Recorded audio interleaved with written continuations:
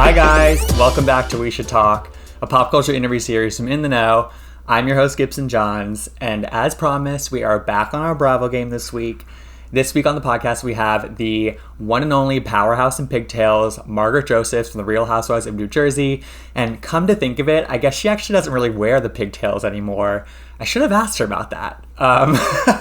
Like that used to be her signature thing when she first came on the show. And because they have outdated intros, that's still her look in the intro. But regardless, Margaret has evolved her look. As you'll see if you are watching this interview on YouTube or anywhere else, you can watch it. She has this full glam look because she filmed Watch What Happens Live later in the day after we did this interview. But Margaret and I, we kind of go way back. I interviewed Margaret before her first season of Real Housewives of New Jersey over the phone, and that was back when nobody really knew who Margaret was. And I think there's probably like a disinterest in interviewing some of the new people, especially back then when there was kind of less of this hype around the new people. And I've interviewed her every season since, and I think that she just is one of those people who she remembers to ask about your family. My parents are in the same business that she is in with the Macbeth collection, so she always asks about that. She always asks, how I am. She always remembers who I am. She always, she interacts with me on social media, and most of the housewives are very friendly and very warm when you interview them, but she takes it to the next level by sort of continuing that relationship, and I really appreciate that. And she's not the only one that does that, but she kind of goes above and beyond, and to me that just speaks to who she is as a person. And she is just such a breath of fresh every time I talk to her. To me, she is like one of the funniest housewives out there, and so it was great to have her on the podcast. We broke down all things Real Housewives of New Jersey. If you are in the Bravo world, you know that this season kicked off with one of the biggest bangs I can remember in the first episode of Real Housewives season. Like, Teresa and Jackies, blow up, where Teresa spread cheating rumors about Jackie that she had quote unquote heard, and then Jackie and Teresa meeting at Margaret's house to clear the air, and then it completely blowing up after Jackie brings up like an unsubstantiated claim about Teresa's daughter Gia doing drugs. And it's a very kind of wild, in-depth, kind of deep thing, but we broke that all down. To me, Teresa and Jackie are oil and water. They were never going to get along, and so I wanted to hear Margaret's thoughts on that because she is kind of caught in the middle, right? She is great friends with Jackie. Her and Teresa have had their troubles, but they are on good terms now, and they are good friends. I think Margaret's pretty quick to forgive Teresa, and great on her. And she also provided her house as sort of like the neutral meeting ground for Teresa and Jackie after Teresa sort of spread those rumors at Evan's birthday party. And obviously it blew up from there, and Margaret's sort of caught in the middle. It's like, okay, is she going to be Switzerland? Is she going to show favor to one of the other sides? And so I think it's going to be really interesting to see sort of how the cast continues to evolve, because to me the New Jersey cast is a perfect cast right now. We have sort of two different sides, but there is more gray area than that. It is more complicated than that, and so I'm really curious to see where the season goes. I love these women, and I think that they are sort of like a semi-underrated cast, weirdly enough.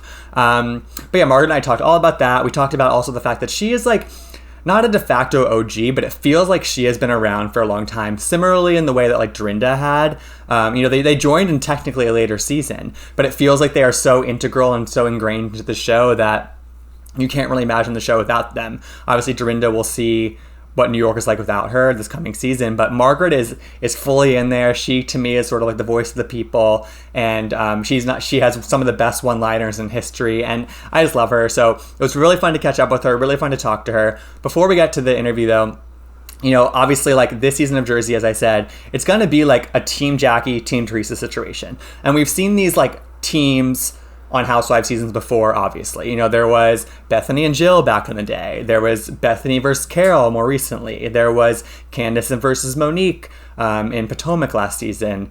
LVP versus everyone else. Denise Richards and kind of Garcelle versus everyone else last season on Beverly Hills. Obviously there are a ton more, but as Housewives fans, we are not new to this sort of like pick a team sort of situation. And while I think that makes for some fun stuff on social media and, you have somebody to root for, at the end of the day, like, I think it's too black and white to the point where like it's kind of unsustainable throughout the season, where it gets like pretty toxic on social media. The people who are supporting Teresa are going to go after Jackie. The people who are supporting Jackie are going to go after Teresa.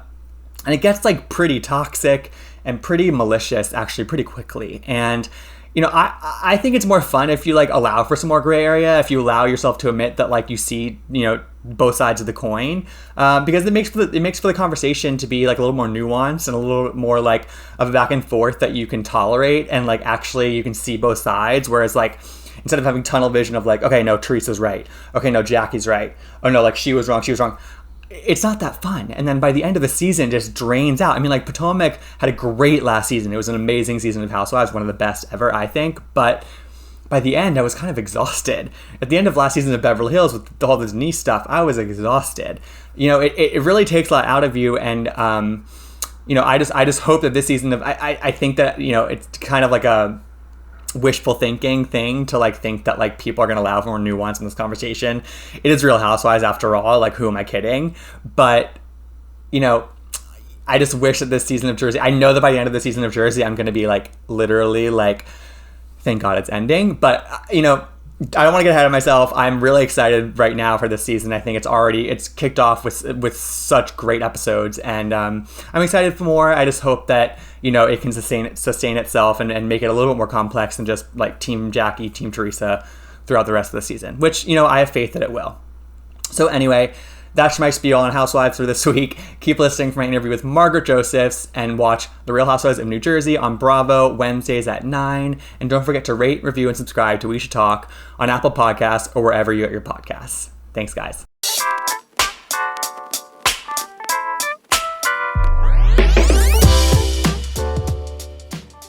So we are here with Margaret Josephs from The Real Housewives of New Jersey. Margaret, how are you? Good, Gibson. How are you? It's been, forever. So I'm so excited to be here chatting. Forever. I was just saying, we talked last April. I checked. We talked last April. We did our last interview then. And it literally feels like we've both lived 5 years of our lives since then. Like, I can't even keep up with all that's happened. I know. I've aged rapidly. It's ridiculous. Well, first of all, you're looking amazing. I was just remarking, the hair is amazing. The makeup, the off the shoulder. You're giving it. Yeah, listen, I got a hair piece on. I wish my hair was this thick and fabulous, but all that bleach, thins it out. All right, so we're going into another season. This is your fourth go round. Is that right? Go round. Though I feel like I've been here forever. I mean, you're a veteran at this point. I mean, like, I feel like you're so intrinsic to the show at this point. Do you feel that for yourself? Yeah, I just feel like I've always been here. It's such a part of my life, and the girls are such a part of my life. I feel like I've known them forever. Yeah. So what was your mindset going into filming? Because I know that obviously the pandemic complicated a lot of filming early on with production pausing and stuff like that. What was your mindset when you guys were finally able to really kind of get going with the season from a filming perspective? I was just so excited to be back together, and it kept us super safe. We were tested frequently, and you know what? We were just excited to be back together again. And, we were very blessed. No one got COVID during the season. So it was great. It was just, and you know what? We filmed during warm months. So we were outside. Yeah. And it wasn't as rough for us. Definitely. That definitely helped. And what I liked about in the premiere, you're pulling up to Jackie's party, you're about to give her a hug, and you're like, we can hug and kiss because we get tested. And I like that you say that, because then it sort of just like takes the elephant out of the room, and it's sort of like, no, like, we're getting tested. It's okay. like to share this space. Exactly. And I think that's kind of a necessary thing. Yeah, it is. I feel like it's just such a new world and so crazy, but you have to preface it with, we're tested, we're being safe. You say it, but everybody's also watching us to escape. It's not the hyper focus of our show. For sure. And of us being together, which we're very lucky. And I think that's what's going to be so great about our season. Mm-hmm. So how do you feel now that you know everything that has happened on this season? How do you feel that everyone else is going to be able to see it now? Where's your mindset at now that you're going to rewatch everything? After watching the first, the premiere the other night, it was like, oh my God. I felt like I was reliving it all over again and having the same anxiety that I did when it was happening. And I didn't think that was going to be it, but it was the Jersey girls getting back together. I was like, it's going to be kumbaya, all roses. We are so happy to be back together. Come on. No, I really thought that, because I was like, we're coming out of a pandemic. We're not going to sweat this more. True. emotions were so high. I think that's what it was. Everybody was like, all right, we're just going to let loose. That's what it's going to be. I think everyone's super emotional coming out of being all stuck inside together. Everybody's rethinking their life and, guns a-blazing. Yeah, shit happens after that. So when it's sort of like caged animals being let out, and I sort of still feel that cagedness. So it's I can't even imagine what it was like to sort of jumping back into filming. Before we get into sort of like what happened in the premiere, I do want to say, Mark, you have a lot going on these days. I'm just going to go down the list. You have your podcast, Caviar Dreams, Tuna Fish Budget. You have a book coming out of the same name. Yes. You had a house renovation that finally is, at least close to completion. You are obviously filming the show and you have the show going on. You obviously have your entire Macbeth collection. You have a lot going on. Like I do have a lot going on. I'm an amazing multitasker. I think it's because I have ADD. For sure. So I focus on so many things. I have an amazing team. So I just want to call them out because I couldn't do it without Lexi, Lindsay, Lisa. I have an amazing team of young women who really support me. So I'm very, very blessed with that. And we just make it work no matter what.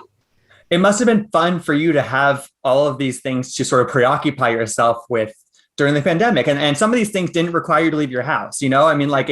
What was it like to sort of have these things to really channel your energy into with all the world kind of going into chaos around you?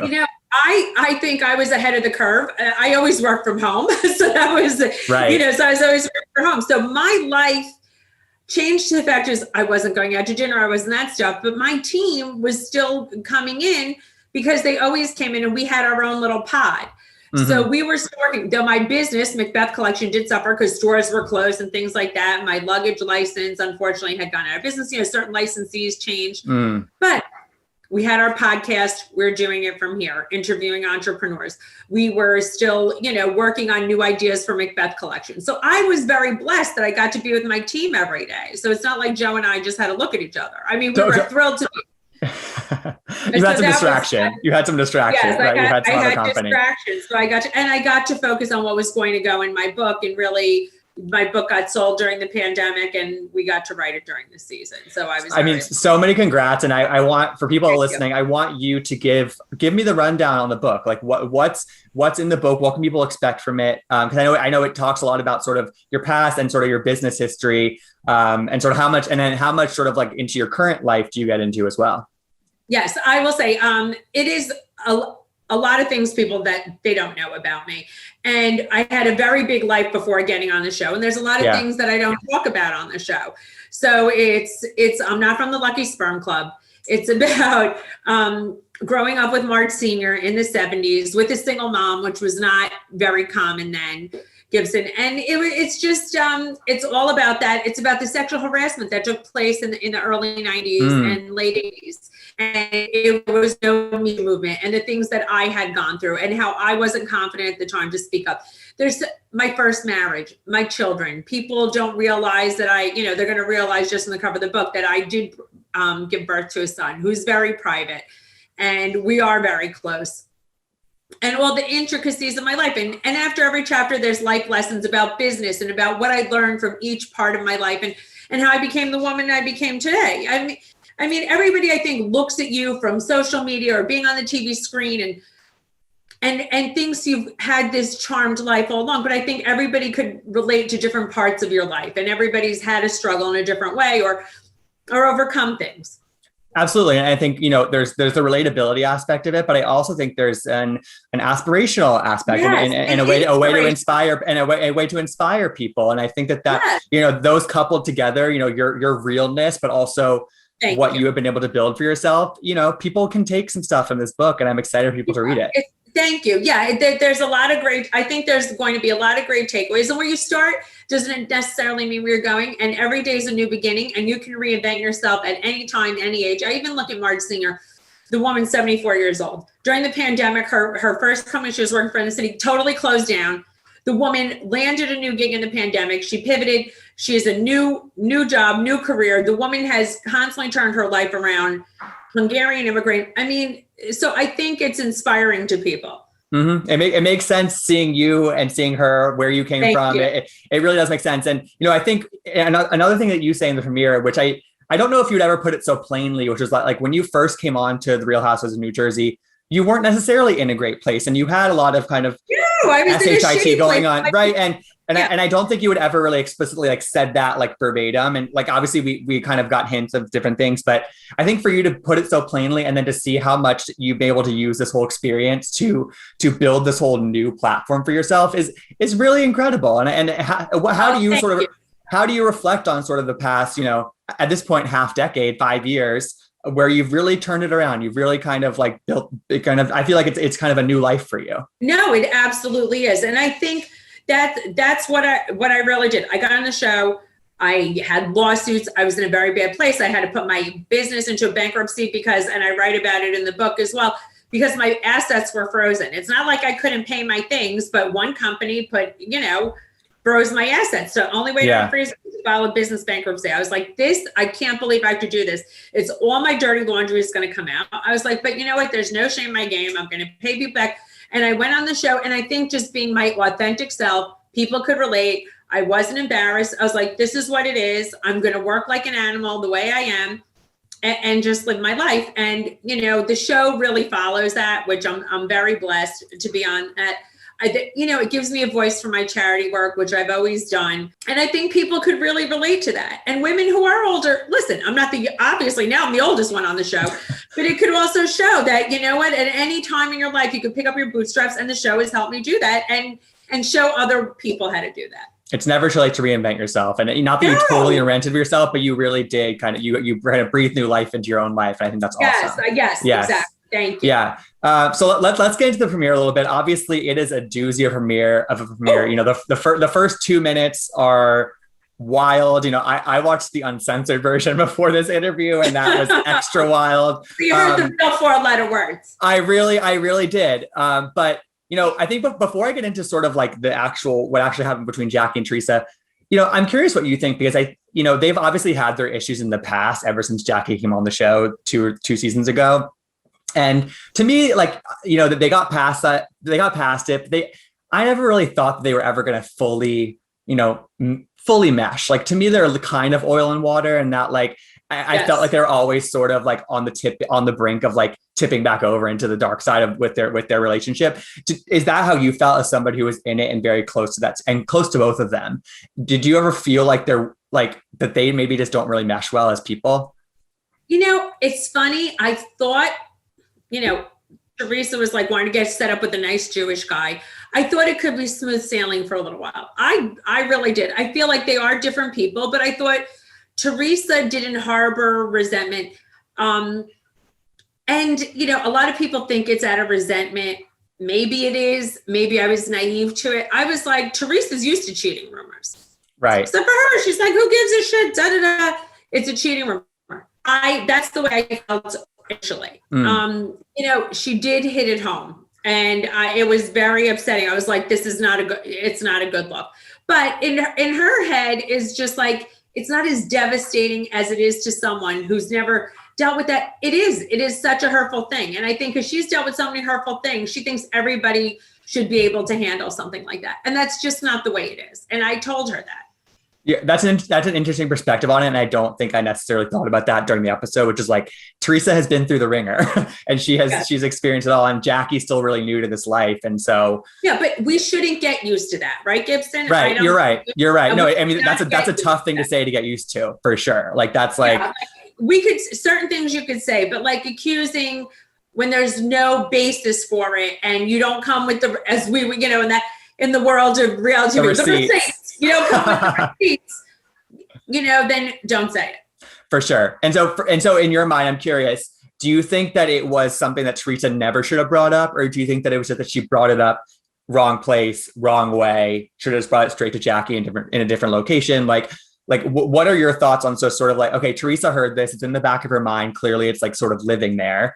How do you think she should have gone about it? Two things. I don't think she should have ever brought it up if there's no receipts. If she had the urge to bring it up, you don't bring it up at a freaking party. Yeah. If you really say, well, she should know, and she really in her head thought she should know, it's a private moment. Mm-hmm. I Totally. would never do it in front of Jackie's, her closest girlfriends ever, the guy's birthday party. I mean, timing's everything. It could be an intimate moment. I heard this in a loving way. If you really wanted her to know something like this, but especially if you're not going to reveal your sources, why even bring it up?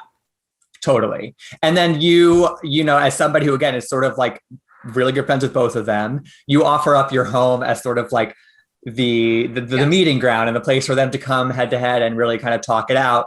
What did you think was going to happen going into that meetup?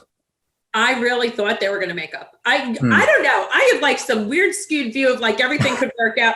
I'm like, you know what? They're going to come to my house in the middle of construction. I'm packing to go away on the trip, doing goodie bags for both of them. Teresa came to the front door. She seemed in a good mood, happy to me. Jackie, I know, is upset. But, I was eavesdropping. I legit was eavesdropping. I was going to leave it on. And Jackie said it in a heartfelt way. You heard my feel, but she's crying. And Teresa's normally, when you cry, you would think that she would, but as soon as she said, well, where there's smoke, there's fire. I was like, oh. Yeah, you didn't want to hear that. No. I was like, this is going to go south very quickly. Definitely. And so, when Teresa storms out and you when you heard about sort of what Jackie brought up as a retort about Gia, what was your, what goes through your mind then as a friend to both? I knew it was an analogy. Yeah. And it really is an analogy because she's like, I heard it. I don't know where.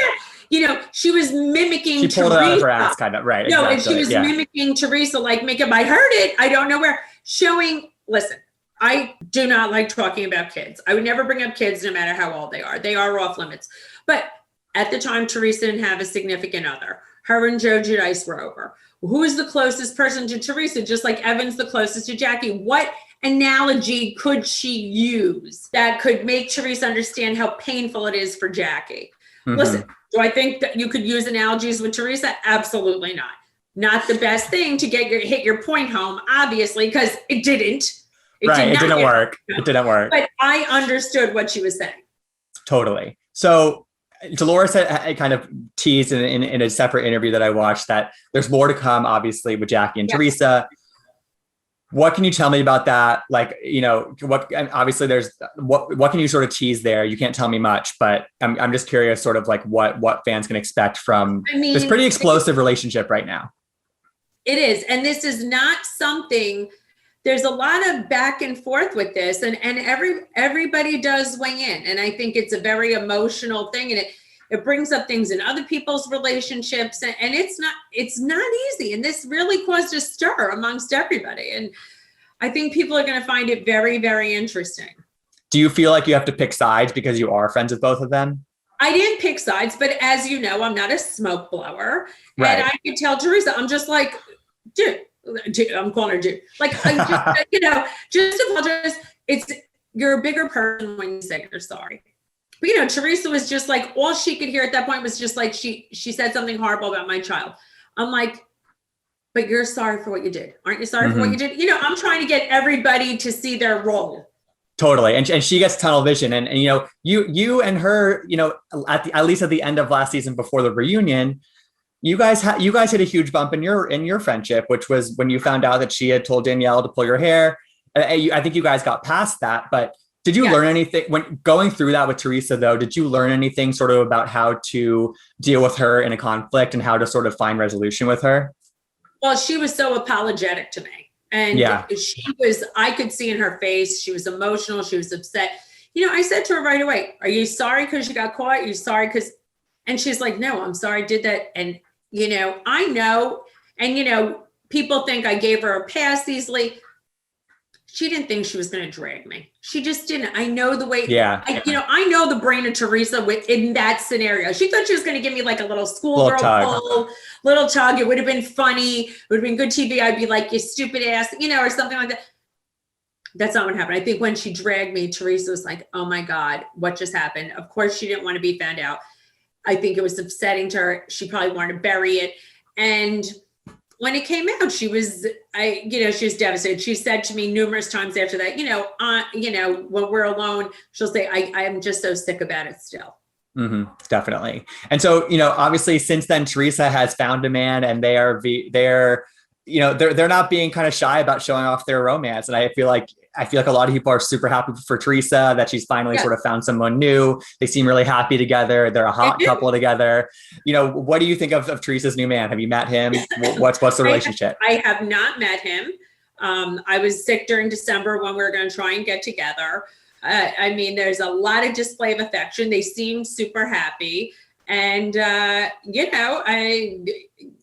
mean, I'm impressed the way he can display his love on Instagram. I'll tell you that much. I mean, when Joe has to ask me for quotes. So is there some, am I sensing some like tension between you and Tree? No, not at all. No, I'm just saying, it's just like, I'm impressed that I can do that. You know what I mean? Mm-hmm. No, I am very, very happy for her. Okay. She is elated. She's very happy. I haven't met him yet. It's like she's back in high school. She's overexcited. Totally. And, she has the hard eye. She has it's puppy love. Yeah, she's the little, she has like the little hard eyes and everything else. I'm cautiously optimistic. Okay, good. And I think that's me at this age. I want everything good for her, and I just want it smooth sailing. Definitely. So outside of things with Teresa, it seems like your longtime friend, creative director, whatever you want to call her, Lexi, is going to be around. It's going to be around some this season more than we were used to seeing her. Is she going to get into it? Is she going to be around a lot this season? Yeah, I mean, listen, she's such a big part of my life. She's around. They show in the clip. She comes on the first trip. She's right there with us. She's definitely a big part of my life, and she has an opinion. She's not afraid to show it. Awesome. And then there's also another kind of, we're introduced to somebody in this first episode, Teresa's realtor, who's slash her friend. Are we going to see more from her also this season? She's definitely around. Michelle's definitely around, and she's there, and she's some good. She's opinionated herself.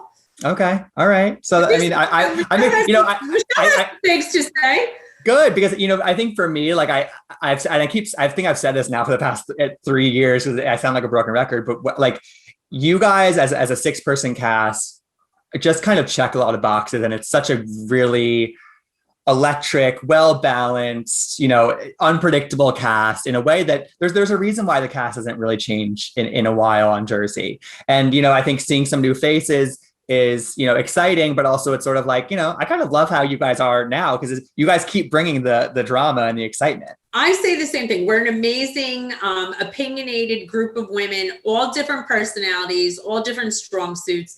I think it's hard to get someone to blend in with us, a natural fit. I love us. We're a tight group of ladies. I think so too. We all have very good hearts, and I love, we all love each other, but at different times. I think so too. And it seems like, I mean, last thing about, them, I feel like you and Jen have come a long way. You and Jennifer Aiden have again, it started off really rocky with her and a lot of people actually, but what do you make of your friendship with Jen and how it's evolved over the years? I think she's like my bratty little sister. That's what I always say. She's good, but sometimes I feel like I'm like, I don't know. I feel like I have to correct her. I'm always like, read the room. Totally. So we have a couple more minutes left, but again, we talked about this. You are in your 4th season of Housewives. It feels like it's been forever. What to you, when you sort of look back at this experience, what is the kind of highlight and what is the low light for you so far? What are the first things that come to mind when you sort of think about the top and the bottom moments for you? The top moments are, I really do have bonds. I've made some very, very solid friendships that I never thought could really happen. Which I think is amazing. Doing my charity work, honoring, that Hospital Heroes was honoring my neighbor and dear friend, Jeff Lipton. That was a big deal for me. That was great. So doing those kind of charity things, being able to write a book. Bucket list. Is a big deal for me. That's great. The low points are being called an anti-Semite when my family, that was like right out of the freaking gate, my first season. I think that was a very, very low point for me. I'm not even going to say the ponytail poll because that was upsetting and publicly humiliating on TV, but Danielle, I really think I cared for her and she cared for me at one point. I think she was just so mad and so disgusted in the disintegration of our friendship. You know what? And the truth is, at the end of the day, I survived it, made great fucking TV, excuse my language. And we might have to, and we got it. It's all right. You got that. So that's in a low point, just being called an anti-Semite when my children have had bar mitzvahs and I was married to someone Jewish, and it was the opposite of that. And there was no basis in that whatsoever. And there was no basis in that comment. So that was the only low point really for me. Yeah, that makes sense. We could come back from, but that for sure. And I think that I think Jersey, more than other franchises, there's this kind of fan fueled call for other people to come back that have been on the show before. Yes. And I think that part of that is because Jersey is such a, familial, tight knit cast, and it has been since the beginning. But I feel like, since you've been on, there haven't been that many cast changes. And so I'm curious from your perspective, when you hear like, oh, bring back, one of the Manzos or bring back X person, what goes through your mind, and who's sort of the one person that sort of maybe intrigues you to come back at some point, even if you don't really know them? I would say Caroline, just because I do feel like we would get along. I think she's also so too. And opinionated, and she was very loved. I think her and Teresa have some things to clear up. So I think that could be interesting. Mm-hmm. And maybe Teresa's a different place now, and that could work. They did that commercial together, so who knows?